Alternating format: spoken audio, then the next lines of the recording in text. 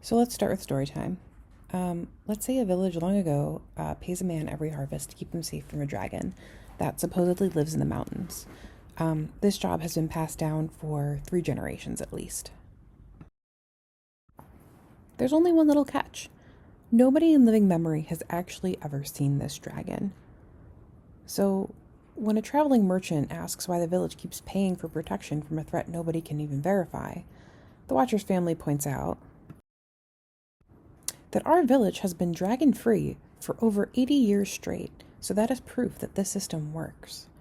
And nobody pushes back too hard because what if the dragon is real and if he starts showing up? So let's talk about rent seeking behavior. What is it?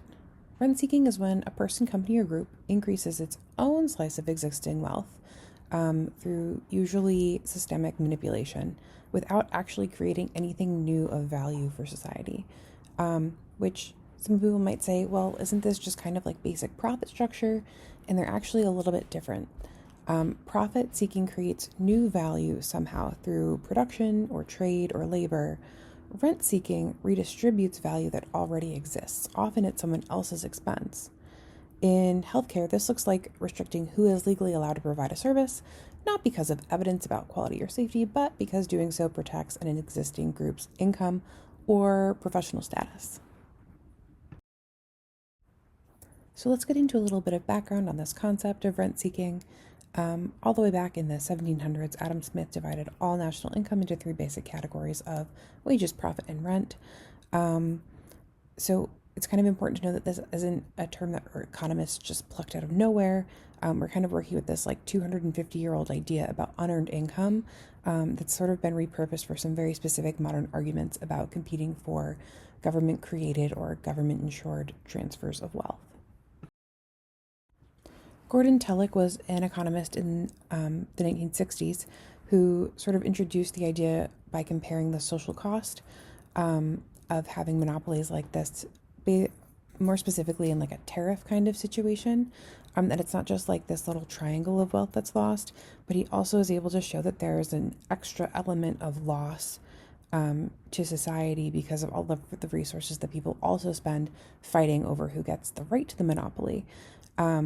So this is sort of like the theft in that the crime itself is a pure transfer with no like extra wealth cost, but that then there are all of these resources spent pursuing or preventing that transfer with like a capture of the flag of lobbying or advertising or campaigning. And that those are all like additional value that could be put into society, like building new hospitals instead of like paying $1 billion to lobby your government. Economist Anne Kruger came about a decade later and really formalized the term rent seeking in and of itself. And so this is specifically when government restrictions like tariffs, licensing procedures, different quotas create this artificial scarcity. People will then spend real resources competing for these resulting rents. And that this is just sort of like a waste and a drag on the economy. So, sort of Tullock and Kruger both kind of borrowed this older sense of rent, not necessarily all the time as the thing that you pay to your landlord, but that it's this unearned ownership based income. They extended it to any sort of government created transfer that people have to compete for. So that's kind of why we are using the term rent seeking rather than something more like subsidy seeking.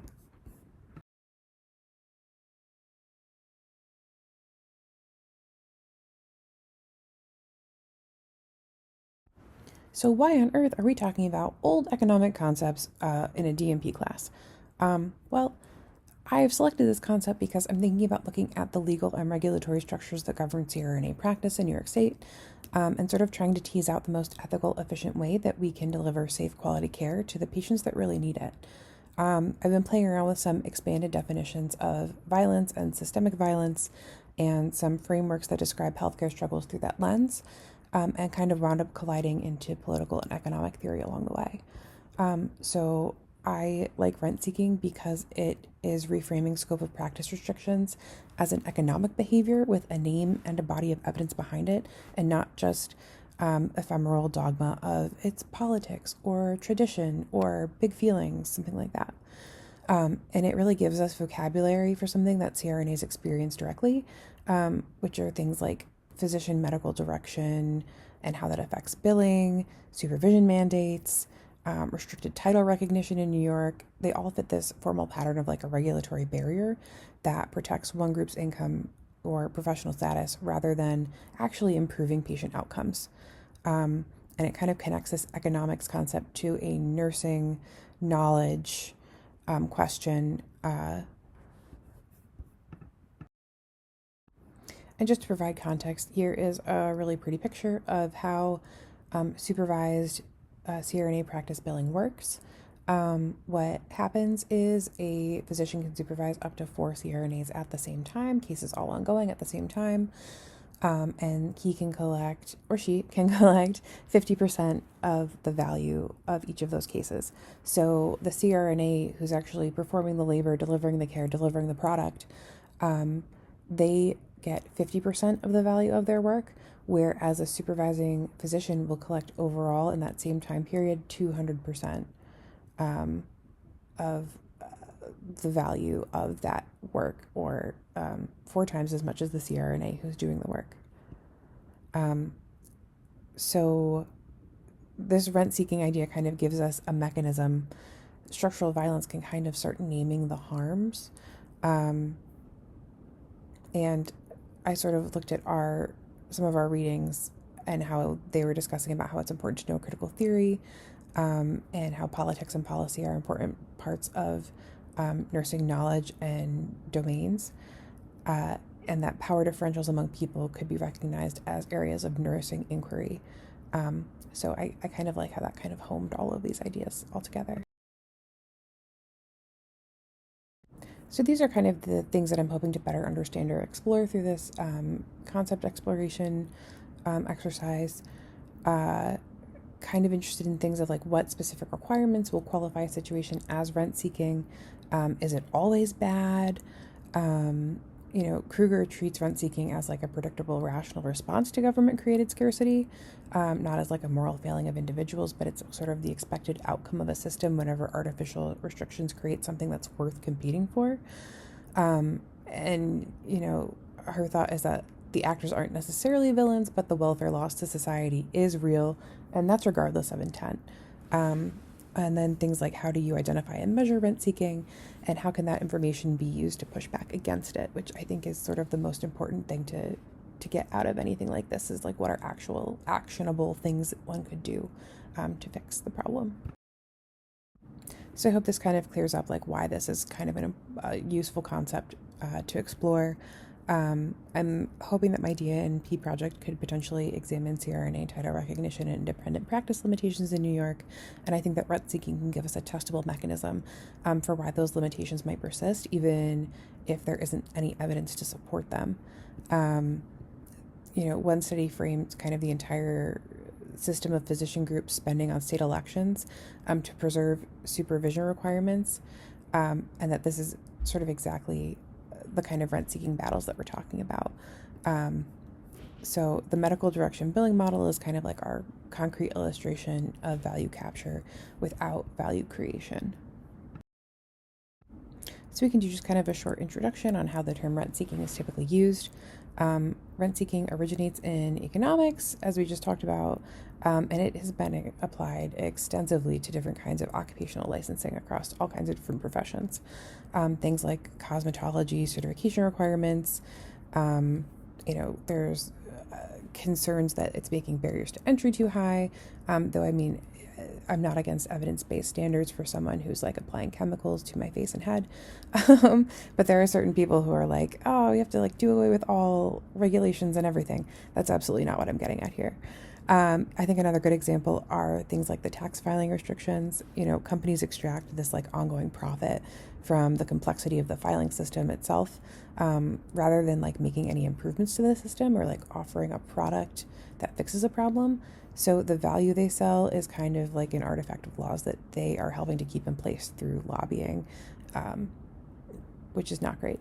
And then things that are like on new cars that have features installed on them. They have been paid for the items and the labor to install them. You've paid for the car, but then your features are locked unless you're going to pay like a subscription fee. And those could be things like your heated seats or your remote start or, being able to go a certain speed or drive on auto.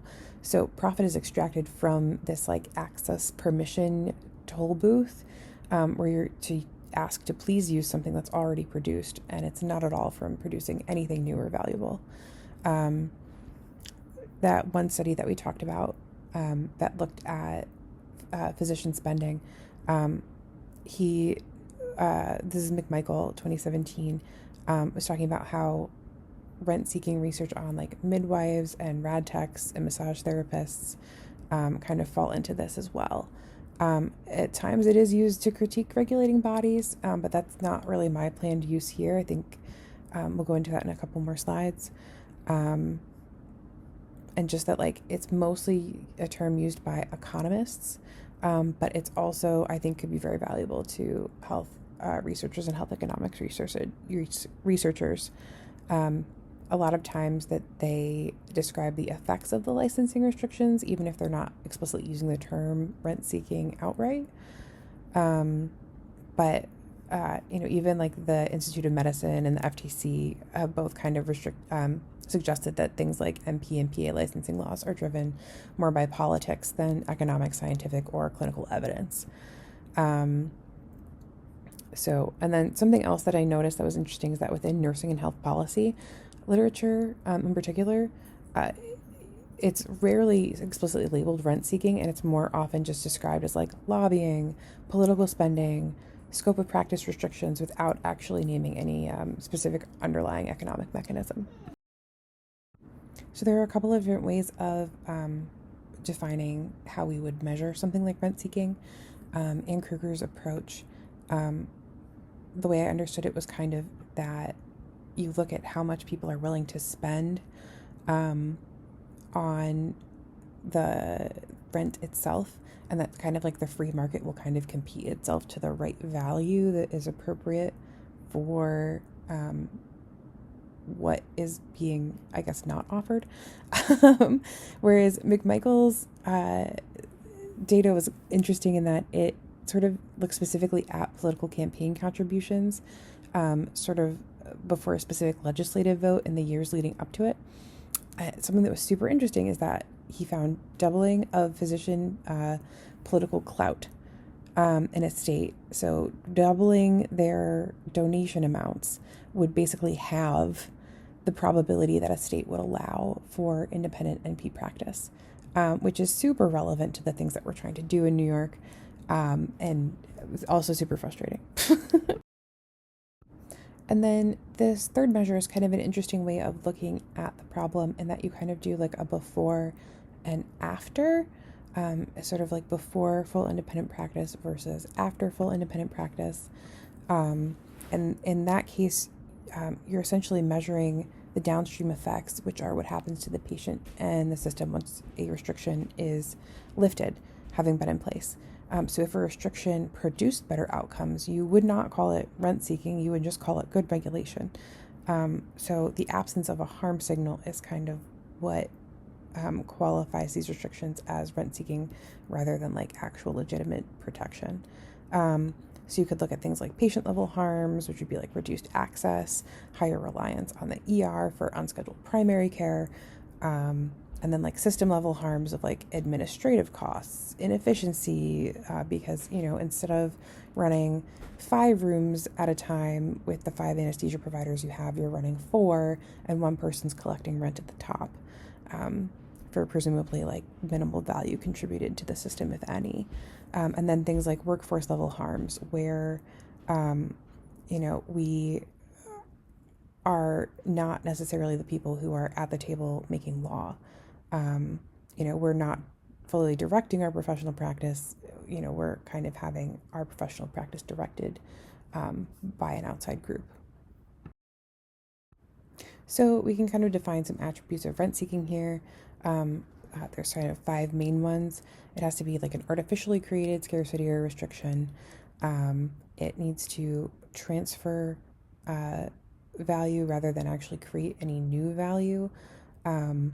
It needs to have an active investment of resources to obtain or defend it. This is that capture the flag of monopoly thing that's going on, where we're just dumping money into lobbying and advocacy that like maybe we could pour into fighting insurance companies together. Who knows?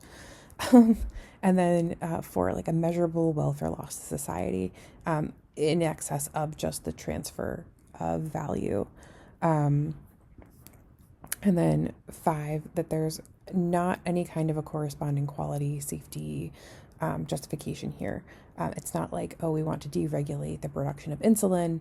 Like we know that like regulating those things are good, but there is good data that's showing that CRNA practice is as safe, if not safer, than supervised practice by physicians. So to kind of analyze it a little further, the definitions largely seem to be pretty consistent on what rent-seeking is between the articles that I've been looking at. It's a little interesting in how it's applied in different ways, and kind of finding sources that describe the effects of rent-seeking, but not necessarily like naming the economic mechanism in nursing research. There are some gaps or areas that could benefit from clarification.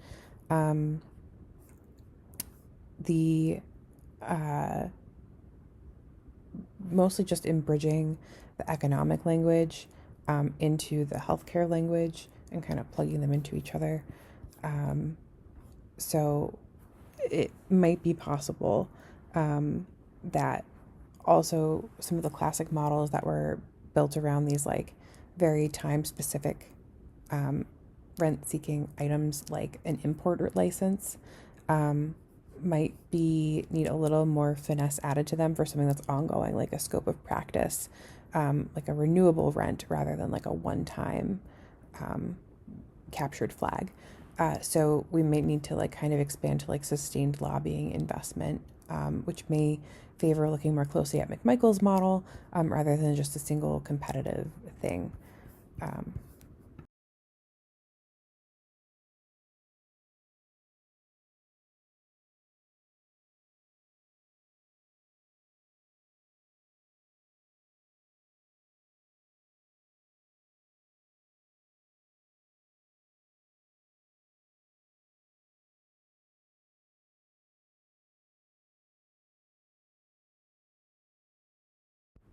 So kind of to just like really put a nice simplified picture on this, like, is this just the same as like plain old lobbying? Not quite. You're going to see artificial restriction and value transfer, but if you were to see something like a genuinely improved outcome, we would call that just like normal, run-of-the-mill, self-interested lobbying that like somehow still delivers some value to society.